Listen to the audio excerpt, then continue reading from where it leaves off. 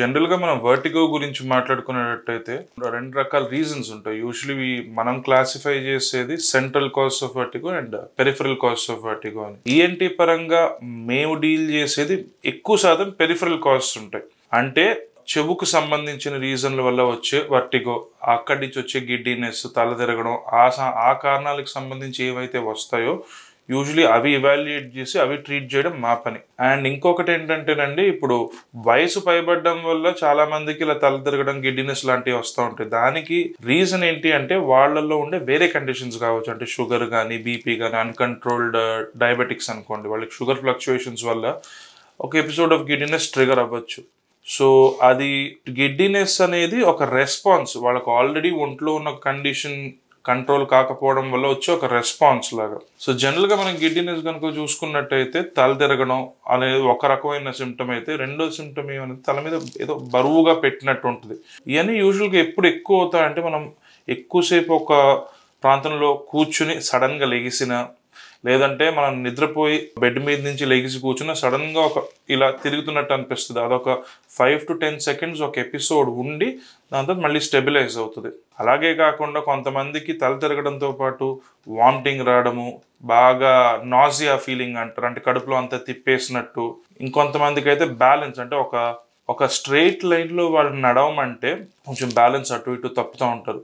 ఇలా అన్నీ జరిగినప్పుడు ఈఎన్టీ పరంగా మనం ఎవాల్యుయేట్ చేసేది పీటీఏ ఇంపెడెన్స్ ఆడియోగ్రామ్ అంటాము. యూజువలీ ఒక ఆడియోగ్రామ్ చిన్న టెస్ట్, అది స్కాన్ కూడా కాదు, ఒక పావు గంటకున్నా తక్కువే పడుతుంది. ఇంకా మీ ఇయర్లో ఉండే హియరింగ్ని ఇంపెడెన్స్ అంటారు. ఈ రెండింటిని టెస్ట్ చేసి బేసికలీ ఆ గ్రాఫ్ వల్ల మనం కొన్ని రీజన్స్ ఆఫ్ గిడ్డినెస్లో అయి ఉండొచ్చు, ఓకే ఇది కారణం అయి ఉండొచ్చు అని చెప్పచ్చు. దానిలో కూడా తెలియకపోతే వెస్టిబులర్ ఇవాల్యుయేషన్ అని అంటారండి. అంటే ఒక 3 గంటల పాటు మీ మొత్తం ఇయర్ ఫంక్షన్స్ని, అన్ని రకాల బ్యాలెన్స్ని, నిస్టాగ్మస్ని, ఈ టెస్ట్లు అన్నీ కలిపి చేస్తాం.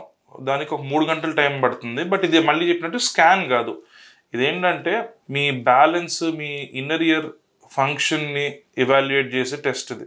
ఎవరు దీన్ని చేయించుకోవాలి అంటే, ఫస్ట్ మనం ఒక బేసిక్ ఒక ఆడియోగ్రామ్ చేయించినప్పుడు, లేకపోతే ఒక మన ఎంఆర్ఐ బ్రెయిన్ ఏదన్నా అవసరం పడితే చేయించామనుకోండి, అవన్నీ నార్మల్గా ఉండి మనం బేసిక్ మెడికేషన్ పెట్టిన తర్వాత కూడా వాళ్ళకి ఇంకా తగ్గట్లేదు, ఇంకా గిడ్డినెస్ కంప్లైంట్ పర్సిస్టెంట్గా ఉంటుంది అనుకునే వాళ్ళకి వెస్టిబులర్ ఇవాల్యుయేషన్ టెస్ట్ అని చేపిస్తాం. ఈ టెస్టులు అయిపోయి ఒకవేళ చేయించుకున్న తర్వాత ఆ రిపోర్ట్ బట్టి we can come to a probable diagnose. అంటే ఓకే ఇది మీ కారణం, దీనికి ఈ మందులు వాడాల్సి వస్తుంది అని చెప్పి ఆ మందులు ఇస్తాం. ఏ ఏజ్లో ఉన్నా రావచ్చు. యంగ్ పీపుల్లో కూడా చూస్తున్నాము, ఓల్డర్ పీపుల్లో కూడా చూస్తున్నాం, మిడిల్ ఏజ్ గ్రూప్స్. బేసికలీ ఏజ్తో సంబంధం లేదు ఇది.